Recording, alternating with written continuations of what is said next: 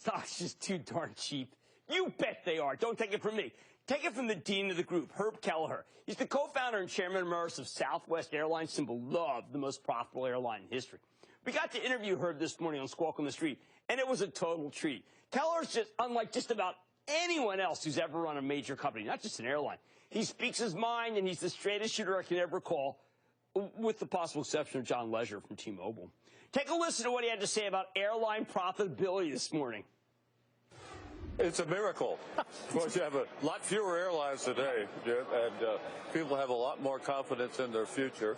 And we're finally producing returns equivalent to the rest of American business and industry, and long may it last. He was astonished that the stocks are trading at such incredibly low levels. Given the discipline in the business, not a lot of planes being added, no new airlines emerging, and the amazing balance sheets of the formerly debt-laden group. Now, obviously, his favorite is Southwest because of this 47-year history of profitability. And, of course, it's his company. Yet, despite that record and what should be a big year, the darn stock sells at only 9.5 times next year's earnings estimates. Guys, that's absurd, okay? But the really ridiculous valuations belong to American, United, and Delta, which all trade just barely above 6 times earnings.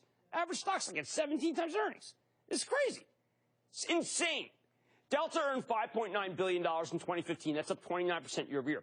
Company shelled out $2.6 billion in dividends and share repurchases, bought back 48 million shares at $45.50, barely a couple of bucks below where the stock is now. There are only 770 million shares outstanding. It's entirely possible that the passenger miles won't be as good this year, in part because of a stronger dollar. But the fuel costs are going to be down big, and that makes a huge difference for the bottom line. Who burns more fuel than an airline? United Continental, which is currently being challenged by dissidents for its underperformance, made $4.8 billion last year, or $11.88 per share. Put that in perspective, this is a $59 stock, for heaven's sake. Company bought back $1.2 billion worth of stock, has $1.1 billion in operating cash flow. Now, CEO Oscar Munoz recently, he just returned today from a heart transplant. He's going to have his hands full with this challenge from the board, for board, which is just kind of like, I don't know, some issues about disclosure maybe got him involved. But there's no doubt that this stock is way too cheap.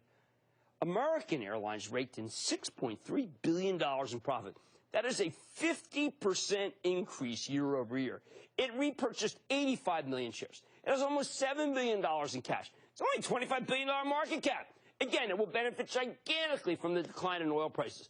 Now, it's hard to beat those percentage increases from last year. That's part of the undervaluation. But you have to understand, this is an industry that has never earned back its cost of capital until now. Without new competition and with planes full almost everywhere in the world, except Latin America, which is being hurt by the Zika virus, as well as a downturn in South American economies, and, of course, the strong dollar. The strength of this industry is incredible. It is indeed miraculous, as Herb told us. What could hold the airlines back? Kelleher is worried about the government getting re-involved in regulation. Take a listen. Taxes and fees are incredible on the airline industry. And, they're higher than cigarettes and whiskey, which is a triple whammy for me. It's hard not to. I couldn't ask it. Well, anyway, I told you he shoots from the hip. The airlines are buy, plain and simple. I can't stress it enough. Neither could Herb Kelleher. And who could ever disagree with that man?